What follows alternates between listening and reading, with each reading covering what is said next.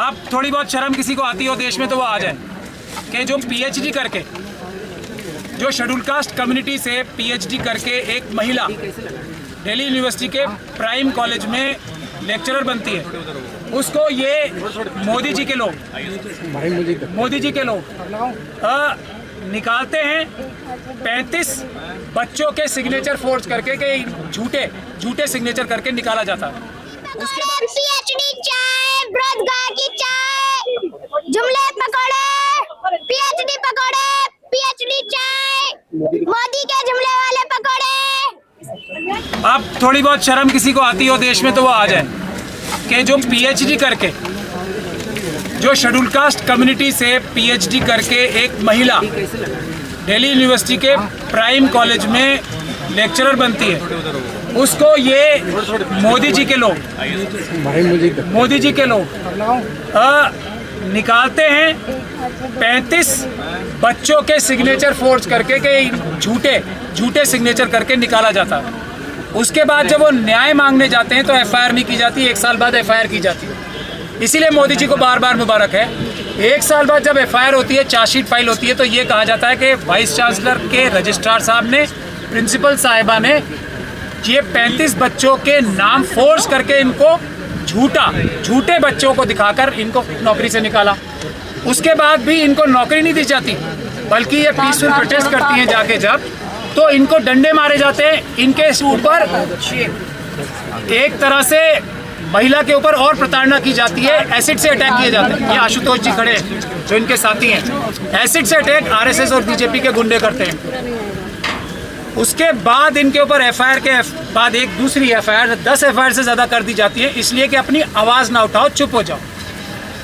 तो ये चुप नहीं हो रही। इनसे ये एक्सपेक्ट किया जाता है कि ये तंग होके आरएसएस और बीजेपी से, मोदी जी से तंग होके आत्महत्या कर लें, जैसे रोहित वेमुला और पायल तडवी ने की।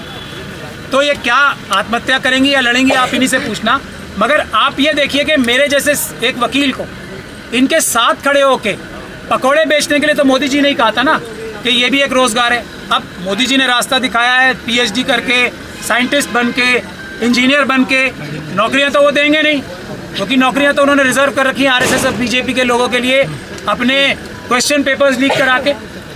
तो नौकरियां नहीं देंगे, कोई रोएगा, प्रोटेस्ट करेगा तो उसको लाठी बरसाएंगे पुलिस वालों से, और पकौड़े भी नहीं तलने देंगे जो उन्होंने खुद ही कहा था। तो उन्हीं की पुलिस, अमित शाह जी की पुलिस, इनको पकौड़े तलने से भी रोक रही है। तो आज मजबूरी में हम लोगों ने, हमारी जो मिशन सेव कॉन्स्टिट्यूशन की सेंट्रल कमेटी है, उसने तय किया कि इस देश में जो अपोजिशन पार्टीज हैं बड़ी बड़ी, उनके पास जाया जाए, गुहार लगाई जाए, क्या एक शेड्यूल कास्ट महिला को जो पीएचडी करती है उसको ज़बरदस्ती झूठे दस्तावेज बना के निकाला जाता है? क्या मोदी जी के कहने पे पकौड़े बेचने का भी अधिकार है या नहीं है?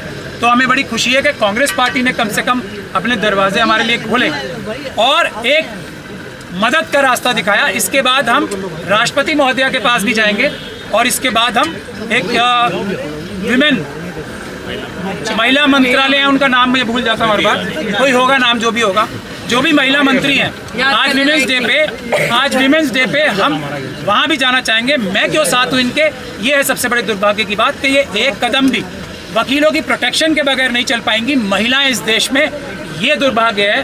तो मैं गुजारिश करूंगा डॉक्टर रितु से, वो भी अपने मन की पीड़ा जो है रखें। गैस सिलेंडर से यूज कर रहे हैं या गटर से यूज कर रहे हैं? मोदी जी की गटर से निकाल रहे हैं। हमने बहुत कोशिश करी, पहले दिन जब हम दिल्ली विश्वविद्यालय में थे तो हमने एक पाइप लगाई, कोशिश करी नाली से गैस निकालने की, बट हम पूरी तरीके से सक्सेसफुली फेल हुए।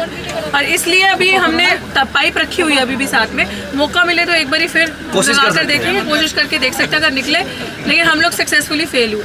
एंड ये बहुत खुशी की बात नहीं है ये जो कर रहे हैं हम, ये दुर्भाग्य है हमारे कि जिस देश को हम विश्व गुरु बताते हैं, उस देश की असलियत ये है कि आपको एक प्रीमियम यूनिवर्सिटी से पीएचडी करने के बाद आप एक पढ़ लिख जाते हो, छोटे शहरों तबकों से आते हो, तो आपका सपना होता है बड़ी बड़ी जगह जाके, बड़ी यूनिवर्सिटीज़ में आप जाओ और आपके माँ बाप सपना देते हैं हमारे बच्चों को बड़ी डिग्री मिलेगी और अच्छा पढ़ेंगे, अच्छा बढ़ेंगे, आगे बढ़ेंगे, नौकरी मिलेगी।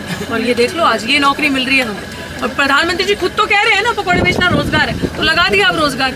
यही चाहते हैं वो कि हम जैसे पढ़े लिखे युवा इन्हीं चीज़ों में उलझे रहे, एकमात्र खाना खाने के लिए हमें इतना उलझे रहना पड़ता है। अब दिल्ली विश्वविद्यालय की बात करो, जैसे प्राची साहब ने आपको बताया, आज 194 डे है मेरे प्रोटेस्ट को दिल्ली विश्वविद्यालय में। उसके बावजूद हम पे लाठियां बरसाई गई, हमें डिटेन किया गया, 144 धारा दिल्ली विश्वविद्यालय में लगा दी। क्या काम है दिल्ली विश्वविद्यालय में 144 सेक्शन का? वहाँ तो लोग आएंगे, प्रोटेस्ट करेंगे, आर्ट एंड कल्चर होता है, प्रेजेंटेशन होती है, 4 लोग तो एक साथ मिलेंगे आपको हमेशा खड़े। और वहाँ पे कंटिन्यूसली जिस जगह हमारा धरना आप सबने देखा है, आरएसएस की शाखा चलती है बिल्कुल हमारे पीछे। वहाँ पे 100 200 लोग एवरी डे आरएसएस की शाखा। तो उनके लिए कोई रूल नहीं है, रूल सिर्फ उनके लिए जो हक की बात कर रहे हैं, क्योंकि हम हक मांग रहे हैं। हम बात कर रहे हैं न्याय की। जब आप न्याय मांगते हो तब आपको डंडे पड़ते हैं, तब आप पे 100 धाराएं लगती है 44। और मेरे से रोजगार छीना, यार आप कहते हो कि आप कहीं पे भी रोजगार कर सकते हो, मैं अपने ही देश में कमाकर खा नहीं सकती? मेरे खिलाफ स्ट्रेटजी साजिश है।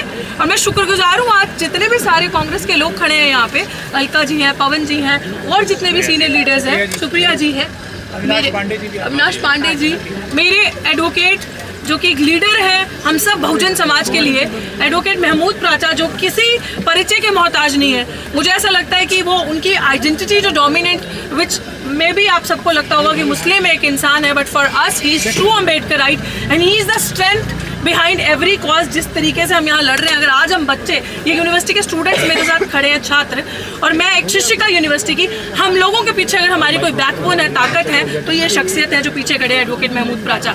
और हम सभी का शुक्रिया अदा करते हैं कि कांग्रेस ने हमारे लिए दरवाजे खोल दिए। हम लोगों ने ये प्लानिंग करी थी, क्या होगा, विपक्षी दलों के पास जाएंगे और दिखाएंगे कि देखिए आपके बच्चे कहाँ हैं। हम लोगों के माँ बाप से जब हम सवाल करते हैं ना कुछ, तो हमारे माँ बाप कहते हैं तुम लोगों को अक्ल नहीं आ सकती। जो हुआ ना 70 सालों में हुआ, हम लोगों ने जो किया वो 70 सालों में किया। हम लोगों की पढ़ाई बड़ी अच्छी थी 70 सालों में, तो फिर आज ऐसा क्या हो गया कि हमें आज आवाज उठनी उठाने दिया जा रहा। आज हम रोजगार, अगर डॉक्टर रितु के साथ इतना अत्याचार किया, मैं खाना नहीं खा सकती यार, आज कमा के उस पर भी FIR हो जा रही है मेरे पे, तो फिर ऑप्शन क्या है? हम लोगों ने इसीलिए प्लानिंग करी थी। आज कांग्रेस से शुरुआत करी है, हर विपक्षी दल के पास जाएंगे, इवन के भी राष्ट्रपति जी के पास भी जाया जाएगा ठेला लेके, उनको भी पकोड़े खरीद के खाने हैं। इन लोगों ने अपना दरवाजा खोला, शुक्र है इन लोगों ने डंडे नहीं मारे। तो हमें ये लग रहा था कि पता नहीं ये भगाएंगे क्या करेंगे, लेकिन ओपन खुली बाहों से आप लोगों ने हमारा स्वागत किया, शुक्रिया। हमें ऐसा लग रहा है कि उम्मीद है, अभी भी इस देश में उम्मीद बाकी है। सो ये एक बहुत बड़ा मैसेज है कि आज PhD या पढ़ना, अब तो यही लग रहा है सोच समझ के, क्योंकि नौकरी तो वैसे ही नहीं है, और करने के बाद ये सब करना पड़ेगा, तो देख के करना। साथी आशुतोष, महिला दिवस पे आपको सेलिब्रेशन की जगह पकौड़े तलने पड़ रहे हैं। जो राज है मोदी राज में यही है, इसीलिए तो जो पकोड़े बेच रही हो ना, जरा मेन्यू पढ़ लेना। हाँ, ये जुमले पकोड़े जो हैं उनको जरूर पढ़ लीजिएगा। जुमला ही तो मिल रहा है ना, हमें कुछ मिल रहा है हमें, क्योंकि मुझे ऐसा लग रहा है कि जो बहुसंख्यक समाज है ना, जिसे हम कहते हैं मूल निवासी, जो 95% अपने आप को 92% बताता है, उनकी वोट की जरूरत नहीं है इन्हें, क्योंकि उनको ये लग रहा है कि हम तो EVM से जीतेंगे ना। हमें क्या मतलब है, हमें क्या मतलब है इन लोगों के वोटों का? क्योंकि मुझे ऐसा लगता है कि मोदी एक वो राजा है जिसकी जान उस तोते में, विच इज EVM।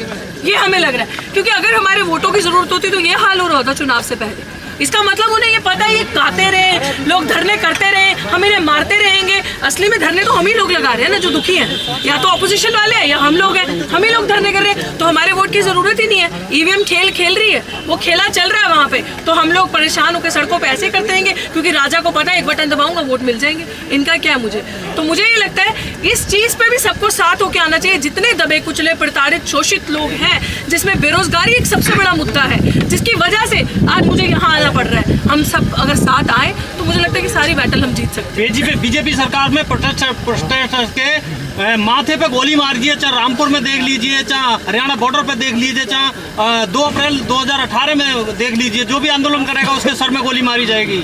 वही तो मैंने आपको पहले ही बता दिया कि जब न्याय की बात करोगे तो ये सब चीजें होंगी आपके साथ। और अगर आप बीजेपी सरकार की बात करो तो अंदर कौन है?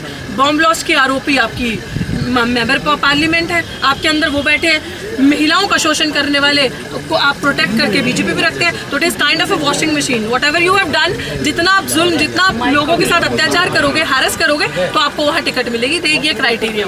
जब आंदोलनकारी के सर में गोली मारी जाएगी, गोली मारी जाएगी, तो फिर किसी को बोलने थोड़ा ही कोई प्रोटेस्ट करने नहीं आएगा ना। इसका मतलब सीधा लोकतंत्र की हत्या है। तो लोकतंत्र को जिंदा करने के लिए आज सड़कों पे हैं हम। ये दलित वो ST राष्ट्रपति है वो भी कोई संज्ञान नहीं ले रहे। क्या एसटी हमारे एसटी राष्ट्रपति अभी है, राष्ट्रपति जी के पास ही जाएंगे हम इसके बाद पकौड़े बेचने के लिए, और बेच के आऊंगी कि देखो अब आपके बच्चों के पास क्या रोजगार है। आप तैयार हो गए तो